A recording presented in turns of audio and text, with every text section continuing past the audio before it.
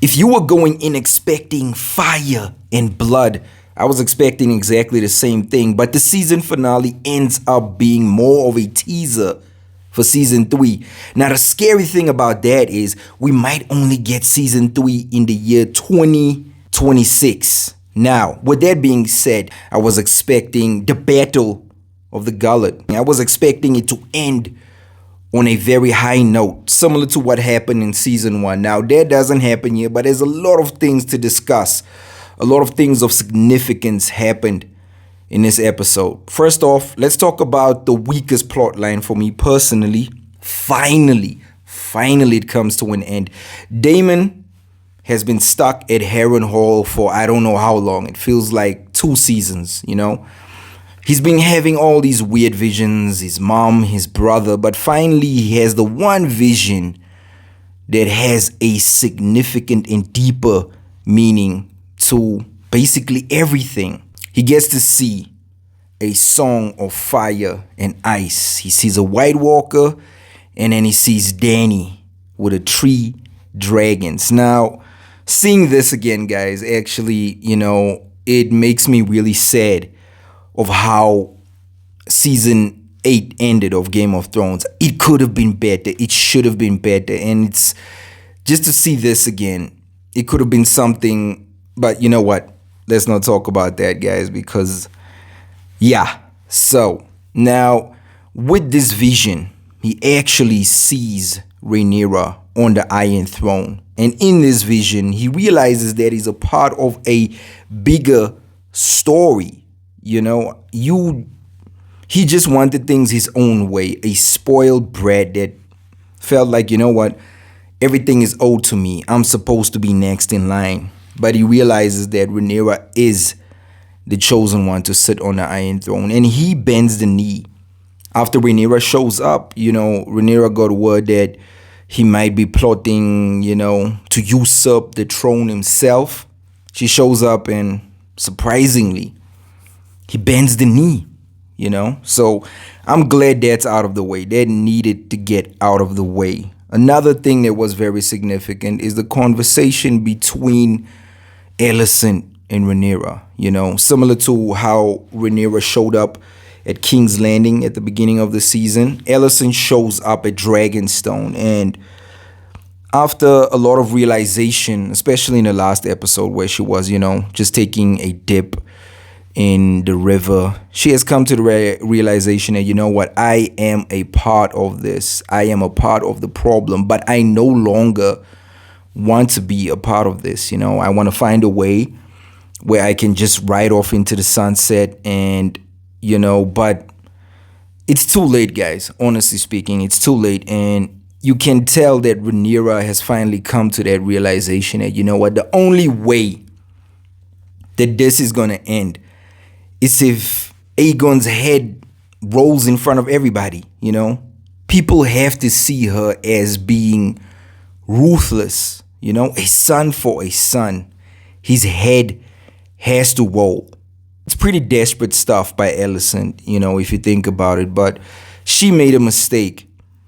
And now she can see that everything that she has done in that instance just led to where we are now. There's no turning back. We have reached the point of no return. She has this idea that, you know what, Aemond is gonna not be there and Aegon is broken, you know, so just come in, sit, take over, it's done, no more war, everything ends, but things are not gonna go down so easily. I mean, this is Game of Thrones after all, and if you've read the books, things are just gonna get worse from here. Now, that was a pretty significant scene, you know, to see that contrast of how it was when they met the first time in King's Landing and how things are now. There's a massive shift.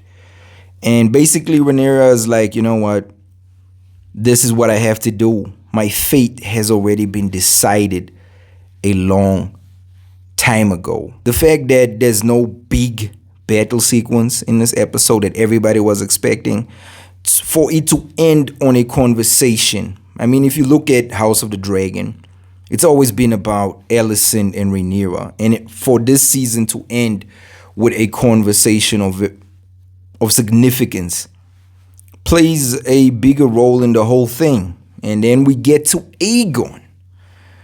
I didn't want to laugh, guys. To laugh at this is really bad. But Aegon basically said that his sausage is fried. It was on fire. It's gone, like it was fried like a sausage. I didn't want to laugh at that, but, it is what it is, guys. And then you have Larys still pulling the strings, because he sees that Aegon still has the potential to be the king that he wanted Aegon to be, because he also wants to play a part in this. He wants to pull the strings from behind the scenes. And, so he comes up with the idea that they must go into exile. They must travel to Braavos, where most of Harrenhal's gold is. And Aegon actually agrees. I mean, what else can you do? And then you have Aemond. Aemond is... I thought he was scared at the end of the last episode, but the dude is really not scared. He's going to continue Aemond. He wants to, do his own conquest. So he burns Sharp Point to an absolute crispy, So he's still going on. His mother's devastated, His mother knows that at this point, there's no way of saving this guy. There's no way of salvaging anything here. Now, he comes home. He tries to convince his sister, Helena, that you need to join the battle. We need more dragons. You need to get up on Dreamfire and you need to join the battle. And, we've all known that she can see everything. She's weird like that. But this episode just confirms that she knows everything, because when Daemon was having his vision, she actually appears, to confirm what he has seen. She basically tells Aemond that I know what you did. I saw you burn Aegon. I know what you did to get to the point where you are now. And Aemond, he's like, I can have you killed for this. And then she's like, you know what? Whatever you do, whatever you decide to do, it's not going to change anything. You are going to die. You are going to die at the battle of God's eye. You will fall and you will disappear. So basically, Aemond has already been told that, you know what, you are going to die in this battle, and there's nothing that anybody can do. Nobody can change that. So his fate has already been set in stone. I want to talk about Criston Cole. Criston Cole is a character that everybody despises at this point, and he's doing a little bit of self-reflection. Now, Alicent's brother confronts him about you sleeping with the queen. He's like, she's no longer the queen. And this is actually the first time you get deeper into Cole's mindset. It's not a redemption arc, but he basically says that, the queen saved my life on 2 occasions, Once where they wanted to chop it off, and the other time she basically saved me from killing myself, So, but you can tell that Cole's mindset is a little different after what he saw, when Meleys and Vhagar and Sunfire went at each other, battle at Rook's Rest. He's not the same anymore. He's basically like, if the dragons start dancing, what are men? Where do we fit into the picture? I mean, we'll just all fade into dust, which is actually brilliant if you think about it. The dance of the dragons, that name in itself has a lot of significance. And the guy does a lot of self-reflection. He's basically like, you know what? Where we are going, it will be the most honorable thing that can happen right now is for us just to die. We are a part of this thing, and the best thing that can happen for us all now is just to die in battle.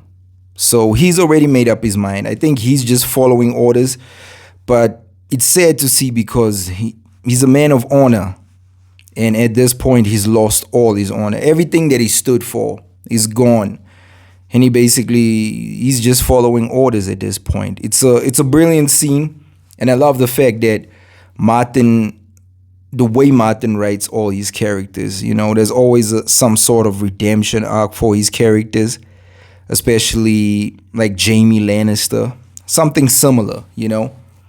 But in this show, things are heading towards a cataclysmic end.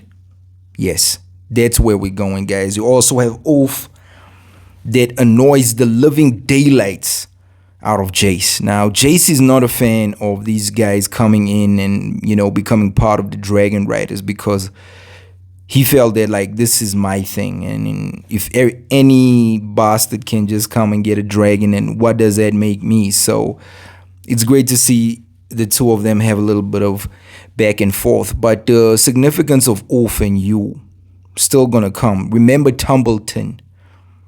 Tumbleton is going to be big, guys, and they play a massive role in what happens next. And then you also have Corlys and Alan. They finally get to that point where they have the discussion. They lay everything out, because he just wants to bark orders, and he wants to guide Alan in a direction, and he's not really confronting the truth. So Alan just speaks out, speaks from his heart. It's like, you know what? You want to be involved in my life now. Where have you been all this time? You want to play a significant role now. But at this point, I already am who I am. I'm going to do things my way, regardless of what you want to do. And it's very significant to see that they finally come to that point where they have the conversation. It's been bubbling. It's been long overdue, and then we have Rhaena as well. Rhaena has had this fascination about being a dragon rider herself, and she's been following this dragon since the last episode, and they finally come face to face. And who knows what happens next, guys? That's why I'm saying this has basically just been a teaser of what's to come. But the one thing that I didn't expect to see at the end of this episode is the fact that Otto Hightower has been in a cage this whole time. I was wondering where this guy is. This guy is too big and important of a character to not show up in any of the episodes. So he shows up in a cage. Whew. Guys. Yes, guys. That is the season finale of season 2, House of the Dragon. It's a bit of a lot of important things happened in the episode, but it's not what people expected. People were expecting Battle of the Gullet, ships going at it, but they also teased that, we are eventually heading that direction.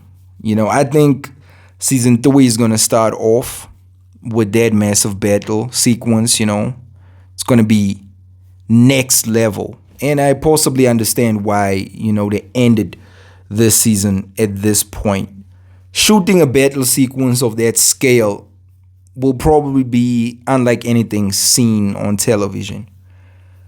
The VFX and all the things involved in that scene. That's why I'm convinced this might take 2 years again, 2026 season 3. Specifically, if you take in the high quality of the VFX, cinematography, set design, costumes, all those things. It's not the type of show that can come out every year. Game of Thrones was significantly smaller. That's why it could come out every year, because it was a show that was more rooted in politics and scheming and those type of things. But a show like House of the Dragon, with all the pieces that need to fit together, it's going to take a long time, and it's definitely worth the wait for me. I don't mind waiting, guys, because this season has been good. It's been a solid season consistently throughout the whole season, and it's been one of the best television shows that I've watched this year, because it just did all the basics right. Good writing, acting, everything was just on point, and sometimes that's all you need. A lot of shows can learn from this show, So it's just a massive shame that we're gonna have to wait so long for season 3. But that's it, guys. The queen that ever was. Emma Darcy, Olivia Cook, they kill it again. And please let me know what you guys think about this episode. Was it the big battle episode you were expecting? It's not that. It's just conversation, Sometimes people conversate. So it is what it is, guys. Please let me know what you guys think about this episode. Don't forget to hit the like and subscribe button. That's it for me, guys, and I will definitely catch you on the next episode.